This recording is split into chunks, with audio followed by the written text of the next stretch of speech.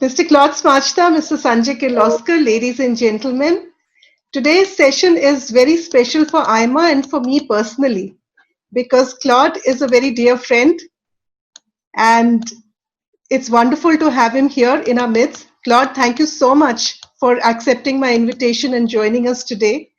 Thank you for the invitation. It is really a pleasure and an honor to be joining you and the members of AIMA. I have recognized quite a number of good names of people I know in your group. Like I was going to say that your name is well known in the Indian industry and goes back a long way. Claude is a former managing director of the World Economic Forum, and he's also chairman of Smadja and Smadja, which he runs with his very brilliant and beautiful daughter, Yale. AIMA has been privileged to work with Claude on the global advanced management programs in China and in Israel, and I hope our relationship will go further, Claude, as the world normalizes in the coming days, which I hope is soon. So once again, thank you very much for accepting my invitation, and with these words, I'm going to hand over to Mr. Kirloskar to take the session forward. Thank you. Thank you, Rekha. And welcome, Claude. Actually, I wanted to tell you this is the 20th chapter of AIMA's Leaderspeak series. We've had ministers, we've had bureaucrats, and we've had some very interesting people on this series while we are all locked down at home. It's really a great pleasure to have you, Claude, this evening. Thank you for agreeing to do this session with us. As the managing director of the World Economic Forum, you had played a very important role in the globalization of India. And you're still helping global companies find opportunities in emerging economies. You seem to, or you continue to promote globalization, even though the popular sentiment seems to be turning against it at the moment. Ladies and gentlemen, the COVID-19 crisis seems to have given a body blow to globalization. It was already teetering because of the trade war between America and China, Brexit, and the general revival of nationalism. COVID-19 has provided critics a stick to beat globalization with as the virus spread across the world because of international trade and travel. Popular sentiment now prefers restricting entry of foreign things, and especially people, even if it results in retaliation. Local shortages caused by the collapse of global supply chains and the brazen jostling for scarce medical supplies have actually further hardened attitudes. Everyone wants to be self-sufficient now, or so they understand they need to be after Prime Minister Modi's announcement on Atmanirbhar Bharat, or self-reliant India. Claude, you might have heard of this. But yes. Of course, it's been clarified that this new self-reliance would not be about going back to the Nehruvian self-reliance of newly independent India. To my mind, it's not about keeping foreign businesses out of India, but encouraging them to participate in our large domestic markets with much greater value addition locally to create employment as well as enhance local skills. This COVID crisis has exposed and deepened fault lines in the international community. America and China seem to be squabbling openly, and members of the European single market also actually close their borders to each other out of mutual mistrust. One doesn't know what will happen in the US elections, and yesterday was quite an interesting day. John Bolton's book came out, and what the American voters are going to decide, I really don't know. But institutions built to prevent wars and facilitate cooperation, they seem to be under attack now. The UN is getting marginalized, and the World Health Organization was threatened with denial of funding. I think at the end of last month, President Trump announced plans to withdraw the US from the WHO, even though it is not very clear whether he has the authority to do so. But it seems that currently the WHO is facing challenges, and so is the WTO. It is a paradox that when nations need each other to solve common problems, everyone is turning their back on others. in this environment of growing mistrust of each other, I think all of us need to pause and introspect. So, Claude, we're really privileged to have you with us. You've spent your lifetime pulling down walls between countries, building bridges. So, we all would like to hear your take on the global impact of the COVID-19 virus and how global businesses can adapt to this new reality. So, it's my great pleasure to invite you to share your thoughts with us. Thank you so much, Sanjay, and thank you so much also, Rekha, for your introduction. I have really to repeat myself. It is a privilege to join the group of business leaders from AIMA. I know that I will be in a very good company in terms of previous speakers you had. And my objective today would be to make sure that I don't lower the level you have had so far. Let me first start with some figures because, of course, we all know we are in a recession. But I think some figures and statistics will give us the full extent of the problems we are facing now. If you take the US, depending on estimates, US GDP this year will shrink between 4.5 and 6%, and US debt to GDP ratio will cross the 100% threshold that it didn't cross since World War II. If you look at the Eurozone, according to the ECB, the Eurozone GDP this year altogether will shrink by 8.7%. But this overall statistic masks big differences. If you take Germany, German's GDP is expected to decline between 4.2 and 6%, while debt to GDP ratio will go from 60%, 61% to 75, 76%. But at the same time, France's GDP will decline between 10 and 12%. And debt to GDP ratio will go from 99% in 2019 to between 125 and 130% in 2020. Same picture for Italy. If you take Japan, GDP will decline by 6.5%, and debt to GDP ratio will go from 234% to between 260 to 270%.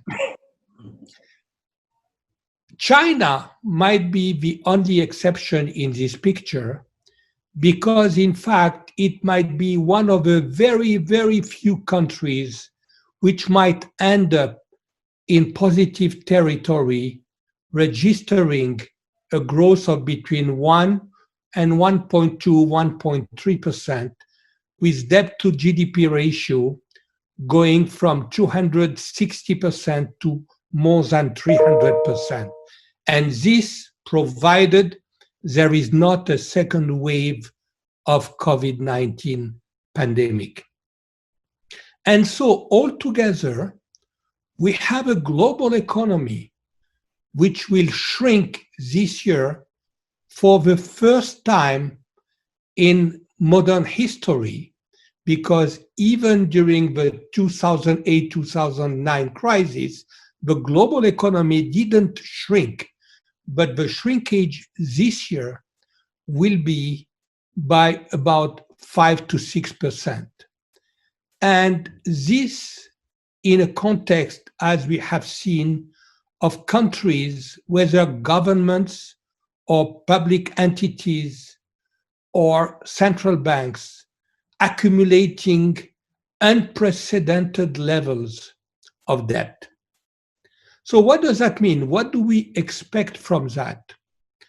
First of all, we have seen that now, contrary to 2008, 2009, it is not only the central banks which are saying and acting that whatever it will take, they will do to sustain, to put a floor under the economy and to try to recreate a recovery. So quantitative easing program will continue to go on. And even today, the Bank of England announced an additional $100 billion of additional quantitative easing program.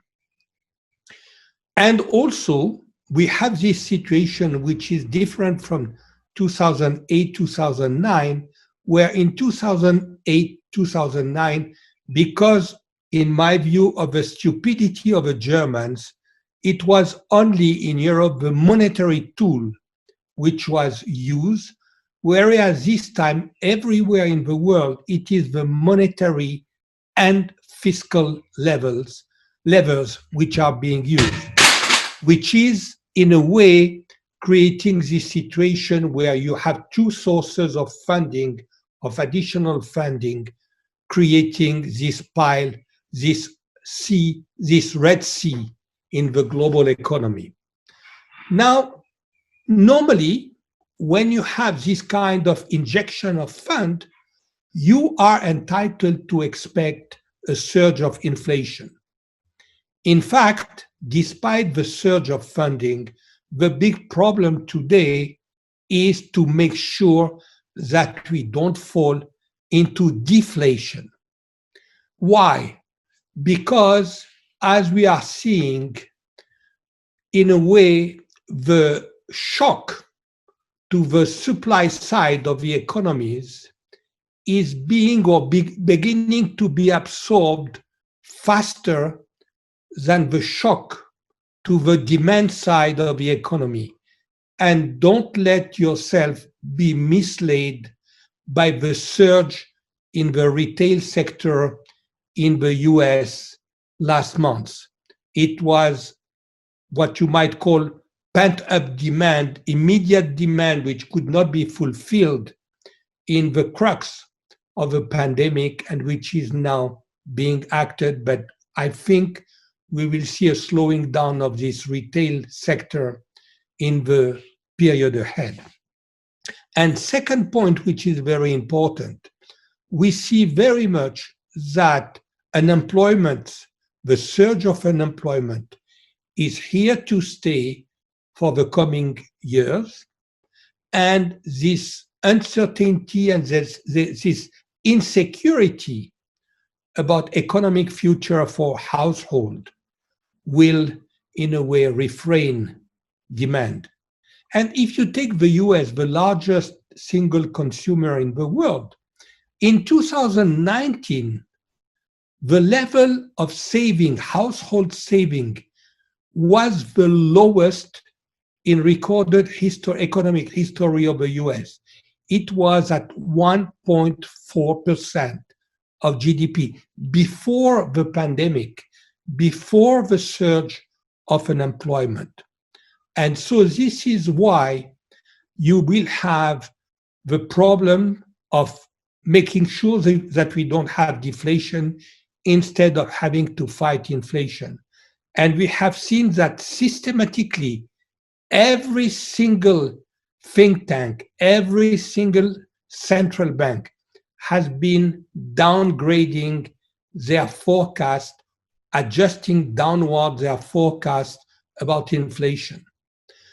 And the last point is the fact that despite the fact that we have zero interest rates, that this will last at least until 2023. At least if you listen to Mr. Powell as an example, or even if you listen to the Director General of the ECB, you have companies which for the moment think that it is very crucial to save their cash, to be very prudent about investment, to make sure that their first priority is to restore business on the basis of additional cost reductions. And so you have this environment where you will have huge supply of money, no inflations, interest rates at zero for the next 2, 3, 4 years. And of course, this is going to create additional imbalances in the economies, because what you will see is a growing discrepancy, for instance, in the US between, for instance, saving rates, which are near to zero, and accumulated current account deficit. Or you will have in Germany the reverse situation, where you will have, on the one hand, declining saving rates because Germans now are ready to spend more to try to accelerate the recovery, but you will have a current account balance which will remain very largely on positive territory. And so these are the sources for further tensions in the global economy, even as we get into some kind of recovery in the next 3 years. Now, let's see what are the trends that the crisis, the pandemic crisis generating an economic recession or even depression, what are the trends that this is either accelerating and amplifying or even creating? Number one, let me make an assumption.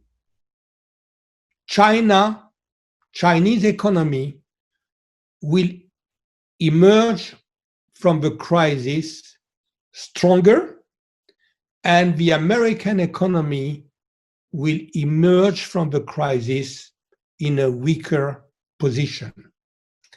And this will have a very important consequence with respect to the positioning, influence, interdependence in terms of economy and business between China and ASEAN countries, which will regain their position as the fastest growing region in the world. Second very important implication, we are seeing the differential.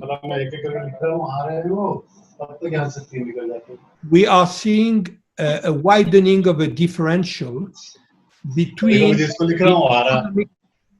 I don't know what is. Can I request everybody to please mute themselves? Sorry. We are seeing a growing differential in economic might between Germany and France. Already the gap was quite wide already in 2019, and it will expand after the crisis, during the crisis and after the crisis. We see also that the discussion about the 750 billion euros that the European Commission want to use to spur the recovery through loans, grants, and guarantees is triggering a major debate about the philosophy, about the raison d'être, if you want, of the European Union. And at the moment, this very ambitious plan of 750 billion euros to be launched to help countries like Spain, Italy, France to recover from the crisis. For this moment, this plan is at a deadlock because it requires unanimity, and 5 countries are saying, not even over my dead body. And so you have this situation where the crisis is illustrating the extent to which the European Union and the European economies are in this kind of safe, half-baked mode, which in a way prevent the European Union, the Eurozone, to act as a much more active player in a way, regenerating economic growth, not only in the region, but at the global level. The point number 3 that we see, and which is very worrisome, and Sanjay has mentioned that in his introduction, is that the crisis has accelerated and amplified the pressures and the deterioration of the global trading system. Look at what we are today.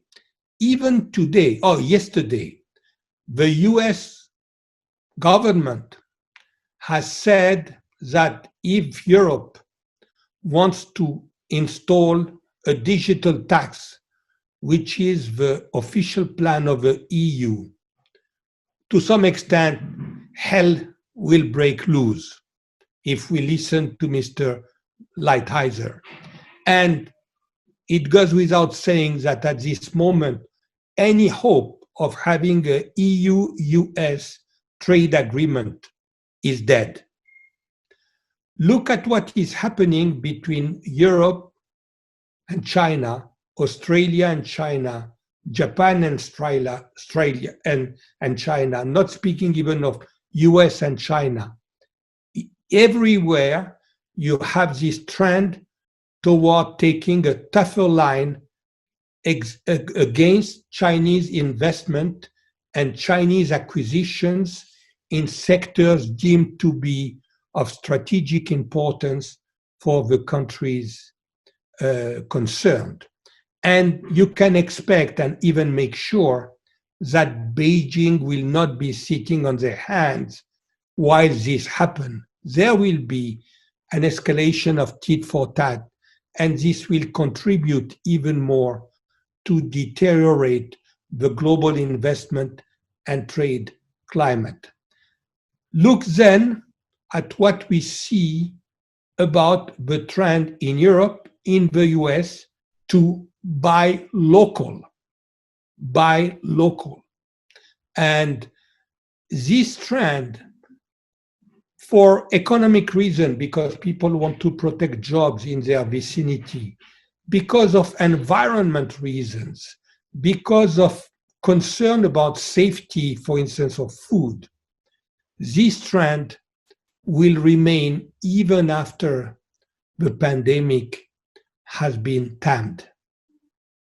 So you have all these elements which are today creating a situation which doesn't bode well for what will happen with international trade in the coming years. And even more worrisome is the fact that to have a stabilization of a situation, you need a reform of WTO so that WTO can play again a role of referees between parties, the role of the institution setting global rules for trade. But the Americans are definitely dead on making sure that the reform of WTO will be targeted toward forcing China, if it wants to remain inside the WTO, to get closer to the free market systems that we have in the EU and in the US. And of course, China has no intention of doing that, and nobody can see how a World Trade Organization could function if China remain outside of this framework. And it is, as we know, the second largest economy in the world and on its way to becoming the number one economy in the world, and with interdependence between China and a number of countries growing and not diminishing if you take out what is happening in terms of a decoupling between the US and China. And so we see a situation where in the coming years, the whole challenge of at least stabilizing the global system, the global architecture in itself. I'm not even talking about improving it, but stabilizing it, stopping the deterioration will be a huge uphill task. Now, let me, in a way, end by mentioning 3 key points that will have a long impact for the future. Number 1, we have been speaking about the deterioration between the US and China, between the decoupling between the US and China. And we have been talking about how today people want to redraw global supply chains. They want to delocalize activities from China, broaden sourcing bases, and get from right on time, and rather than right on time, being sure that they have a safety margin. But in a way, this is easier said than done. We see that a number of American companies, despite all the prodding of the Trump administration, have very significant difficulties delocalizing from China, from their activities in China, and they will have even more difficulties renouncing to the Chinese of the Chinese market as a sourcing base as well as a market. But if there is a broadening of sourcing base, it will go toward regionalization of supply chains. We see that happening in Asia, and in fact, interestingly enough, China is part of this trend. This is, for instance, a trend where recipient countries like Thailand and Vietnam are today emerging as big beneficiaries.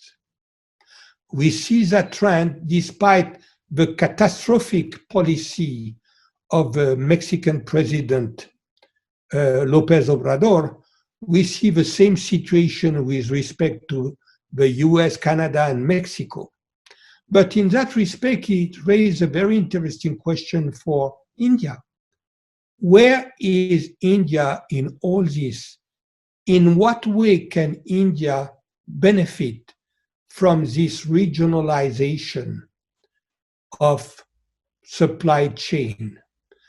How to become a place where when people say, okay, let us not think about right in time, but right on time, but rather right to have when we need it, where does India position itself? And I am sorry to say that at this moment, India is not doing a good job at that. And letting, as I said, countries like Vietnam, Thailand, getting the maximum benefit of this situation. The second issue or trend which has been really exacerbated and which will have long-term implication is how the confrontation between the US and China has been escalating and moving from one domain to the other. First, it was trade. Then it was geopolitics. Then it was technology and technology innovation. Then it has become ideologic. And we don't see any backpedaling on this escalation of confrontation. And even if Mr. Trump is replaced by Mr. Biden next November at the White House, we don't see Mr. Biden reversing that trend. We might see more of a calibrated decoupling because there could not be a kind of black and white decoupling, but we would not see a reverse and return to business as usual. And so this creates a number of challenges for countries which will be caught in between. Of course, these kind of countries, you can mention Korea, you can mention Israel. And looking at the present situation at the border between China and India, I think one danger for India is to be caught in between. Because in a way, I think one danger is for India to be seen as a hedge against China. And I think it creates ground for very serious strategic thinking in Delhi. And I will finish by the last issue or the last trend. We have in developed economies very strong forces among the ecologist movements wanting to use the crisis to accelerate the drive toward the low carbon economy because of the climate change challenge. At the same time, you have a tremendous pressure to do whatever it takes to accelerate the recovery. Of course, in the long term, these two goals are not necessarily antinomic, but in the short term, they are, whether we like it or not. When you look at the situation of crucial sectors in developed economies and even in India, like automotive industry, like aerospace industry, air transport industry, at the moment, the priority is to restore activity because these are huge multiplier sectors in economic activity. And so, given what we see, especially in countries in Europe, in some sectors or some states in America, this kind of contradictory pressure between the urgency of the recovery and the wish of this group to use the crisis to accelerate the drive toward the decarbonization of the economy, this will make economic decision-making and corporate decision-making more difficult. I would like to stop here, and I know that you want to have time for question, as you mentioned to me, Rekha, and so we might use the time, that whatever is left of the time, to go into question and answers. Just one last point, so that people who have been joining the call are not despairing because I mentioned quite a number of figures. I mentioned to Rekha that I will send the outline or synopsis of my remarks for whoever wants to have them. Thank you, Claude. I'm sorry, I'll take over from Rekha. Well, that was a great presentation. I mean, not only did you give us how we got into this mess, if I can call it that, the situation that was going on before the pandemic, and how this pandemic has probably made it worse. And you also spoke about what you see going ahead, as in what's going to happen with the US and China. This decoupling, is it going to take place? And you were very clear that regardless of whether Mr. Trump won or not, they were on two different paths, and that the US and possibly Western Europe would want a China in WTO only if it plays by the rules of the WTO. And recently I read an article about how actually China is investing more and more into global institutions, trying to get a bigger and bigger share of them, and using the existing global institutions and trying to get them across to its point of view. You also spoke about India and how we could be caught in between, and we need to think very strategically. And unfortunately, I am one who believes that throughout history, Indians have not thought very strategically. We are there more for the moment, and we don't have that long-term view. But these are my personal views. including the last point that you made about the carbon economy and how we really need, if we want to come back, there is a great dependence on the old carbon economy, and maybe we need to go out further, put that low carbon economy goal a little further down the road while working to ensure that we do go down towards that road. So let me start with the questions, and I would add to the first question that I have seen over here. It's from Mr. Mohammed Ansari.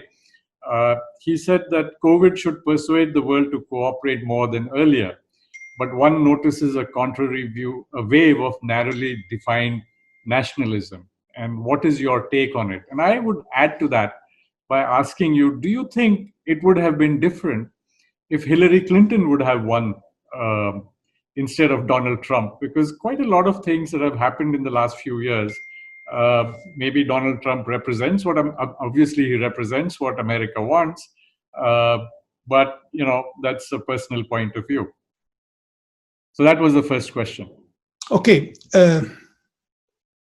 First of all, I mean, let me take the second point first. Definitely, and God knows I am not an advocate of Hillary Clinton, but definitely things would have been better if there had been somebody else than Mr. Trump at the White House. Why? Because in a way, Trump has been bringing back this notion of the US taking revenge on a world which has been cheating on the US until Mr. Trump came to the White House, which is, of course, a completely false, wrong perception of reality and description of reality. And so there are structural problems. There were such structural problems. The issues with China were existing already at the time of the Obama presidency. But Mr. Trump, with his way of thinking that negotiating just means twisting the arm of your interlocutor, has aggravated the situation. He has antagonized Europe and Japan, despite all the effort of Mr. Abe to paint himself as the good friend of Mr. Trump. And he has created a mood in China where people see the efforts of the US again as the effort of a white man to contain and block the rightful, legitimate return of China to the center of a global stage. When Mr. Trump came to power, some assumptions were already, in a way, becoming obsolete. On the US side, the assumption that, in a way, as China developed its economy, it will evolve closer to the US and European model. And in fact, this was pure wishful thinking because, to be honest and fair, at the very moment when China became a member of WTO, the official pronouncements of the Chinese leadership, clear and simple, were our goal is to build a socialist economy with Chinese characteristics. They never said our goal is to join the Western model. But on the other side, the assumption on the Chinese side were becoming obsolete. The assumption that China could continue to benefit from the opportunities that the systems in the US and Europe were offering in terms of catching up with technology in terms of benefiting from investment without at some stage, in a way, triggering a reassessment, triggering a reevaluation of the very nature of a relationship between China and the Western world. And so anyway, a period was coming to an end. And this meant really a strategic reassessment. This meant a dialogue and negotiation between the US and China. And in fact, this is what Mr. Xi Jinping offered to Mr. Obama in 2013 when they had their summit in California. When Xi Jinping arrived at the summit with Obama in California in May, if I'm not mistaken, 2013, he said, I want to create a new model of relationship between great nations. This was his official words.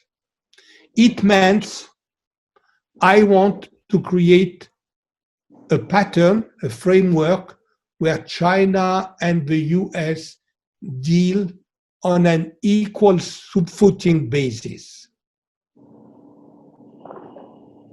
The Obama administration, because they didn't have good experts on China, in a way swept that as a kind, oh, this is again one of these kind of rhetoric that the Chinese use, you know, and these are just, let us talk about trade and let us talk about that. And so a window of opportunity in 2013 was lost.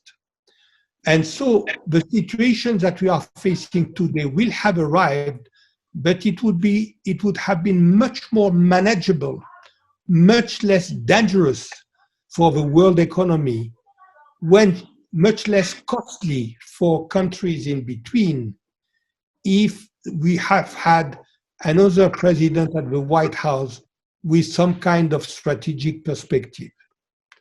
Now, going back to the first point of your question, I think in the present context, the best way of recreating the seeds of international cooperation is using the pandemic, of creating the demonstration that issues such as this, or climate change, or cybersecurity, just to take a few examples, can be dealt with only through international cooperation.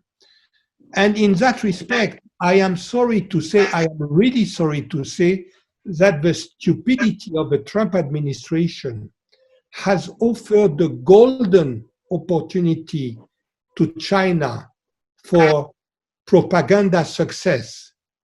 Mr. Xi Jinping saying, if we find the vaccine, we will make it available to the whole world. And China being ready to be part of a consortium of companies to accelerate efforts and coordination to find the vaccine, and the US refusing to be part of this consortium, and Mr. Trump saying, if we find the vaccine in the US will be served first before we think of other countries. And so I think it is very important at this stage to use the very pressing, emotional, life or death issue of the pandemic to demonstrate that cooperation might create the best hope to tackle this kind of problem. And I think it is very good that countries like India, Europe, Japan, China are saying, we want to cooperate. We want to continue to work with WHO. We want to see how we are going to share the results and share any benefit we can discover with effective medicine, or even better, with a vaccine. Thank you. Our past president, Mr. Sudhir Jalan, is also in on this call. Possibly, I'm sure you have met him earlier. He will ask you the next question. Sure. Jalan? Hello, Claude. First of all, hi. First of all, congratulations on a masterful presentation of the international scenario. I'm bringing you straight to the Indian point of view. Besides the pandemic problem, we have a major problem with China, which of course has been escalated in the last few days, because both of us are looking at leadership of Asia. And secondly, we have a problem that we cannot stimulate the economy as much as we would have wanted because the fear of sovereign rating going junk. So that has kept us negative. And today, Fitch, for example, has brought our rating down to negative. Now, in view of this, what should be done by the government of India? And how do you look at India 1 year down the line, particularly in regard to the GDP growth rate and exchange rate? Okay, let me, as a friend of India, as somebody who have come to India, who has traveled regularly to India now for 49 years,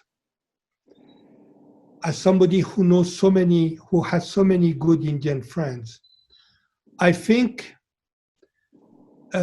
India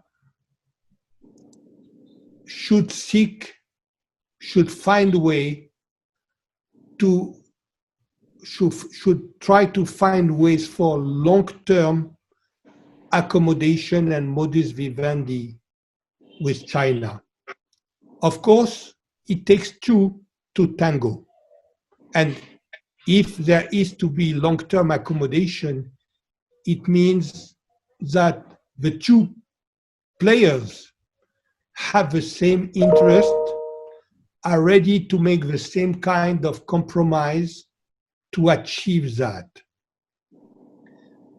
As I mentioned, I think the danger at the present moment with the Trump policy is that India be seen as a hedge against China.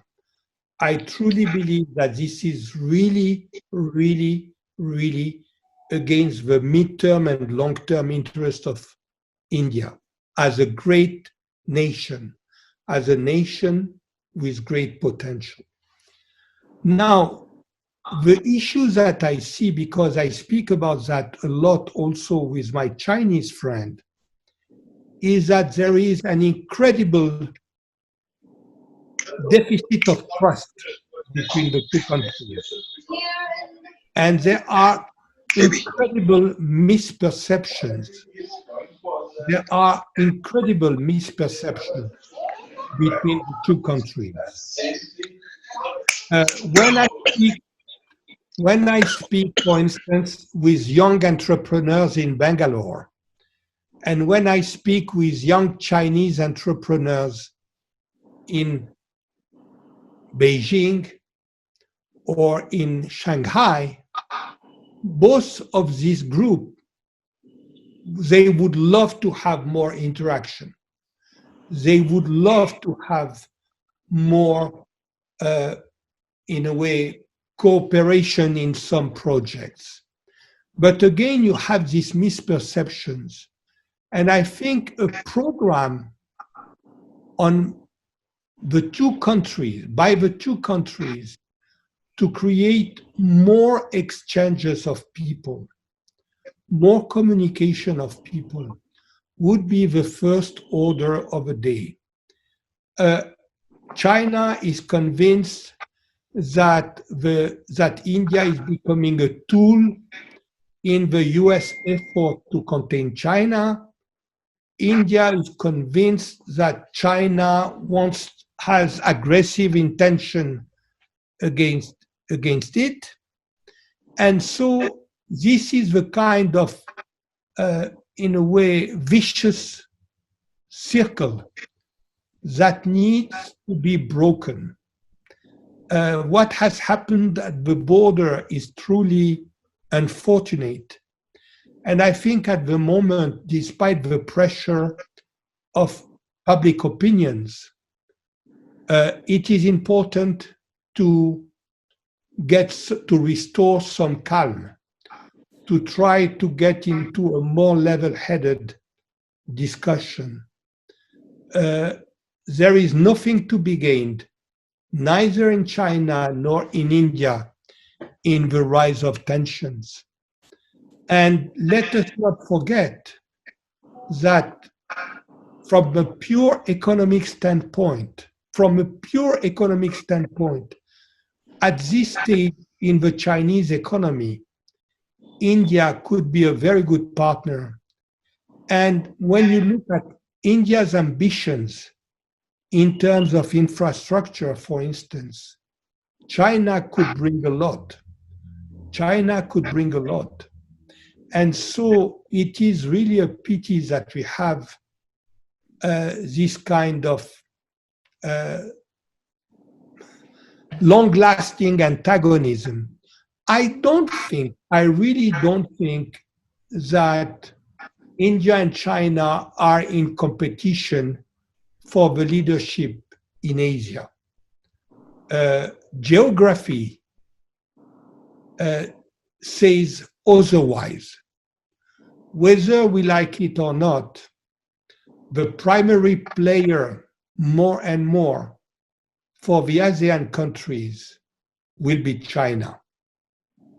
I think it should be the strategy of India to latch on into the dynamism, even though now there is this crisis, this slowdown of the economies, to latch on the dynamism in the ASEAN countries. And I don't think, although there would be competition between some services and products that Chinese firms can offer and what Indian companies can offer, there could be competition. But I don't think that one is exclusive from the other. I think to see that as one being exclusive from the other is really not a full view of a picture. And this is not what Asian countries would like to see. Singapore wants to have as good relations and productive relations with China as with India. This is the same when you look also at the Gulf countries, for instance, where India has a strong position, has a strong community there, and China has been very active, and so on and so forth. I don't know if I answer fully this question, but this is really how I look at things, going into and having a discussion in these two big countries. Thank you, Claude. We also have Rajiv Kaul, past president of the call. Yes, I was seeing Rajiv on the screen. Hi, Rajiv. How are you? I'm very well, Claude. So nice hearing your outstanding analysis, as always. I've been hearing you, I think, now for maybe 31 or 32 years. Oh my God. And you're getting better and better year by year. And for all those in AIMA, let me tell you that Claude's daughter, Yael, addressed AIMA National, the NMC, I think also about 24 years ago. So Claude, she addressed us before you did, because I think you began addressing, you were busy addressing CII that time, and not AIMA, where the thinking power is. So I'm glad you're here with us. I am delighted to be here. Anyway, you know, let me be candid, like you're candid, but you're so suave and much more polished than I am. But I think Sudhir Jalan's question that you just have been answering, I don't think would have satisfied many of us. And let me explain to you why, and then seek your, in a way, final words of guidance on the same issue or very similar issue. Going back to 64, you know, when we had our major war with China, India was very badly defeated, very, very badly. We were humiliated, and we lost, if I remember correctly, 40,000 square kilometers of our territory to them. Very recently, I mean, in the last couple of weeks, we've lost, I think, another couple of 100 kilometers of the territory. And, you know, that is something which is not palatable, or, you know, one cannot accept that we'll be friendly and losing our territory. So that is a major concern. And whilst what you may be saying makes economic sense, but China has been kind of surrounding India as well. They've been investing very heavily in Pakistan, I think around 50 billion US dollars, building the road and other infrastructure along with the road. They've been building and wooing Sri Lanka for the last 10 years quite successfully. And of late, they've been wooing China. It began 5 years ago on account of some trade and blockade disputes on the roads. But thereafter, you know, China has exploited that to their advantage. So when one takes a balance between economic benefits and the national mood and national sentiment, I think the sentiment kind of, certainly in the shorter term, going few years, gets priority over the economic interest. So, and there is, I mean, it is an undisputed fact that COVID sort of came from China. It may not have been deliberate, or it may have been deliberate. One doesn't know. President Trump is the one who started saying and championing the theory that may have come from the lab. One doesn't know, but it certainly created economic turmoil in the world, much less so for China than the others in the world.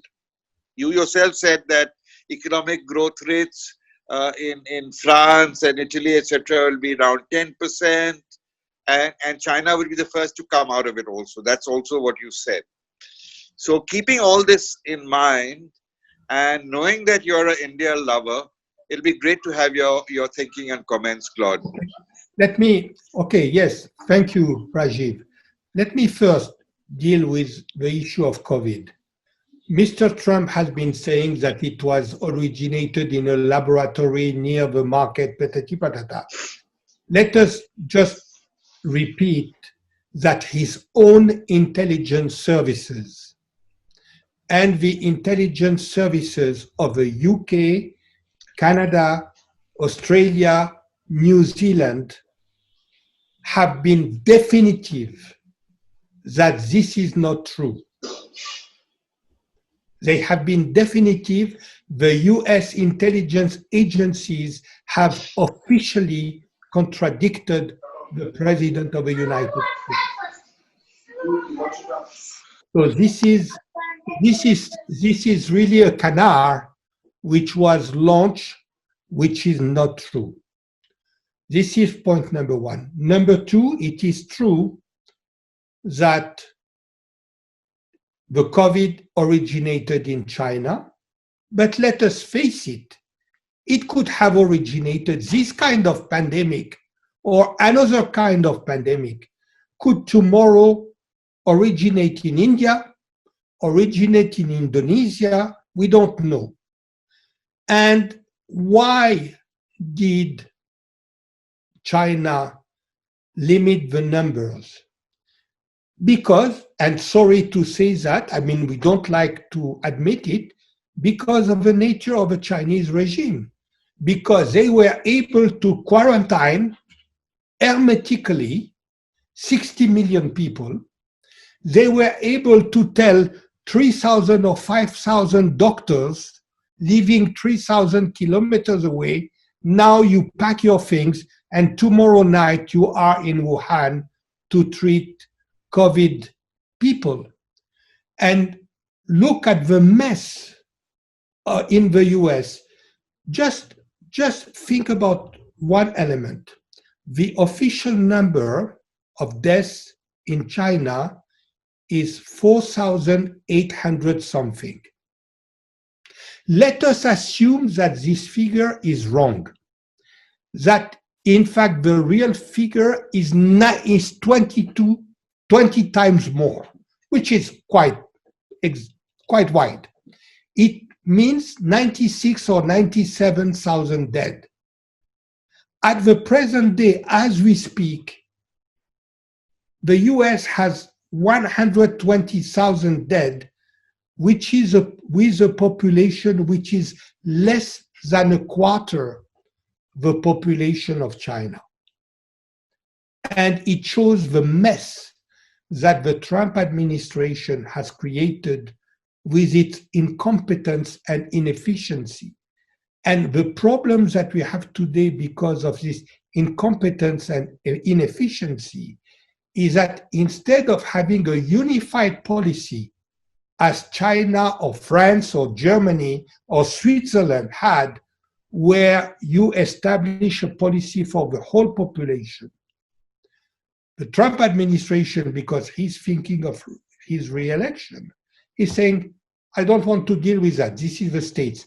So what you have are rolling peaks of a pandemic.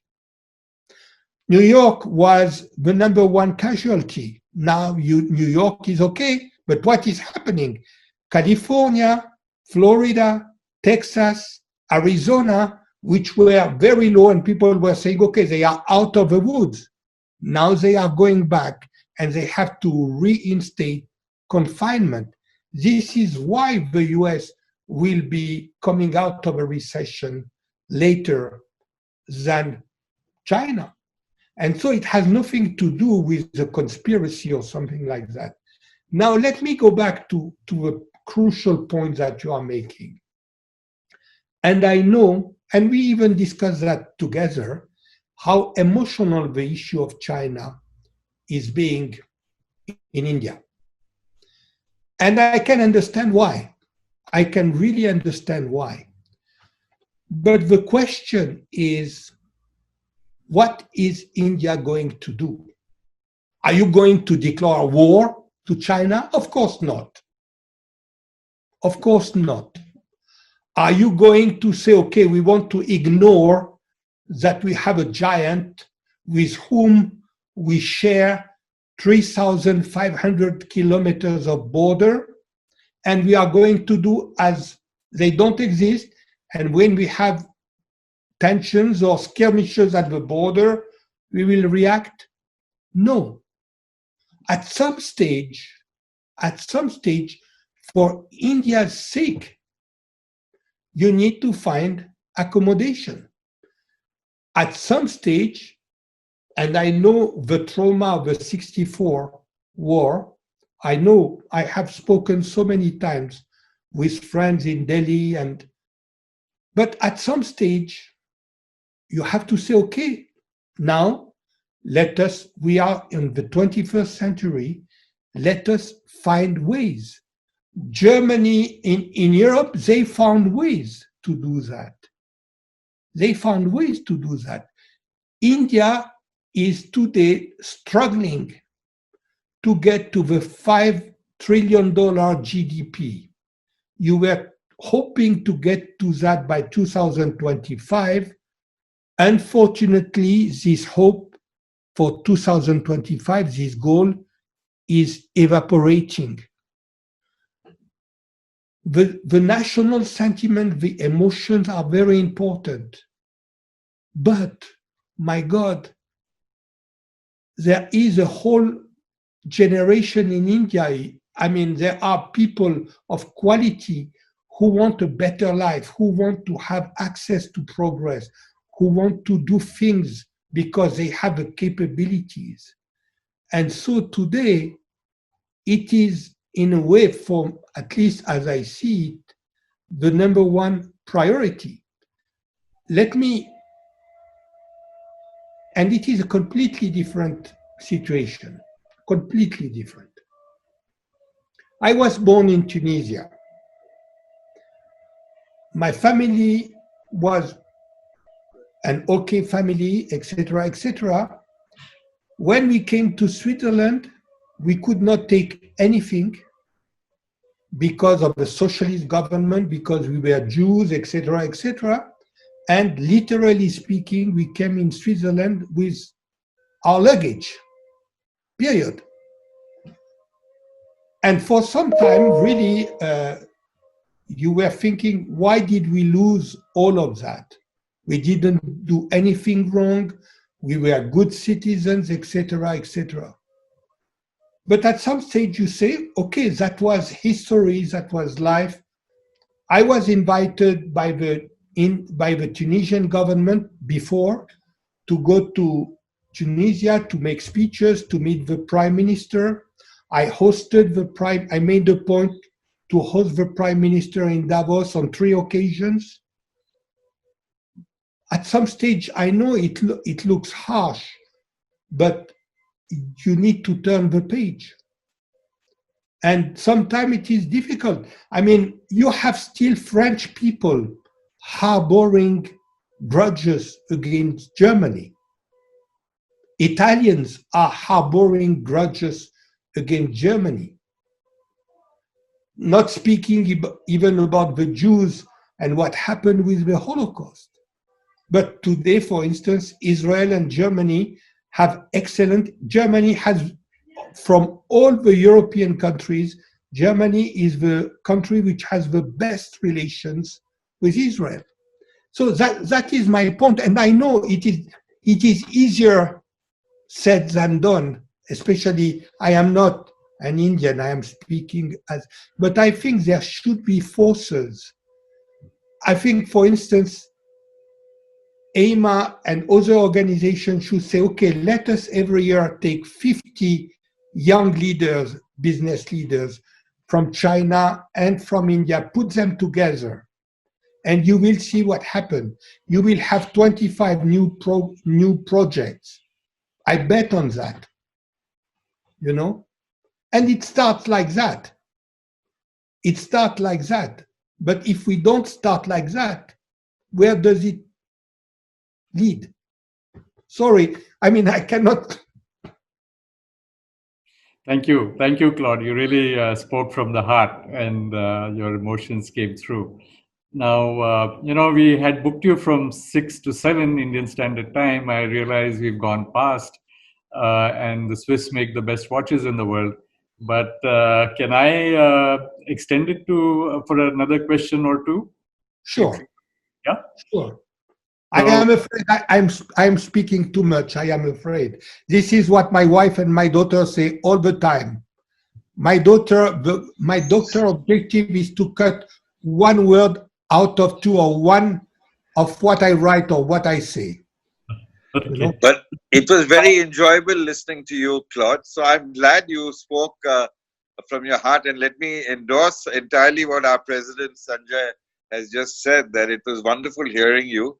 And perhaps not today, but in the days ahead, that good idea, getting 50 bright minds from both countries sitting together. Yes. Yeah. So the last question, which I've been just sent by Rekha, is from Ramashekar Pandey. Will COVID be known as the final blow to the democratic rule-based world order and a win for the Chinese dictatorship system? No, I don't think so. I don't think so. Let me put it, and again, I was not born a diplomat. Let me put it that way. COVID might be the last nail in the coffin of the prominence of the Western world. This started already some time ago with globalization. in this phase of globalization, when people realized that you could have good technology, good management, good products, and low cost. And this, in a way, was really a very bad blow to the mentality of acquired advantages in the Western world. And this is why the middle class in the Western world was the traditional middle class of the Western world was the big loser of globalization. These are the people who voted for Trump or who are voting for the far right in France or Italy. Then you had the 2008-2009 crisis.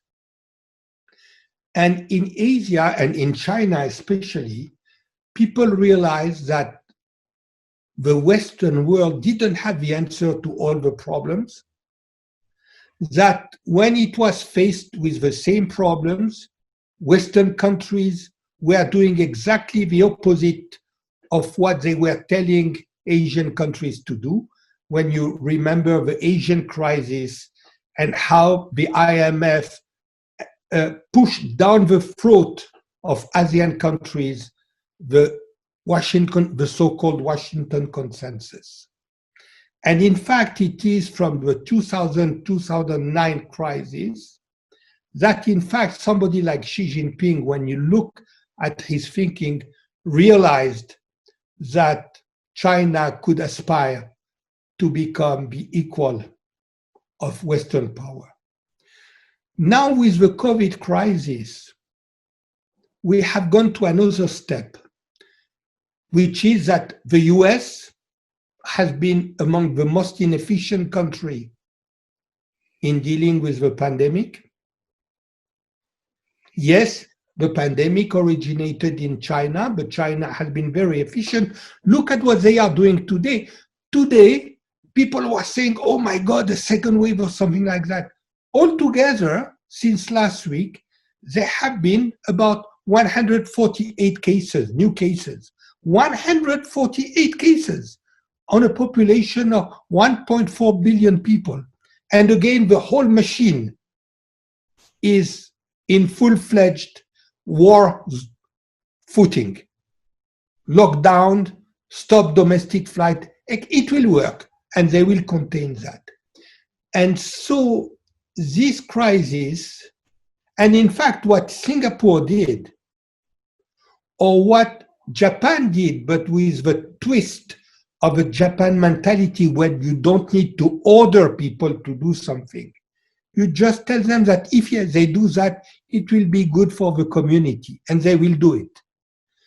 And you see, and through that, people are saying, oh, after all, there are other recipes.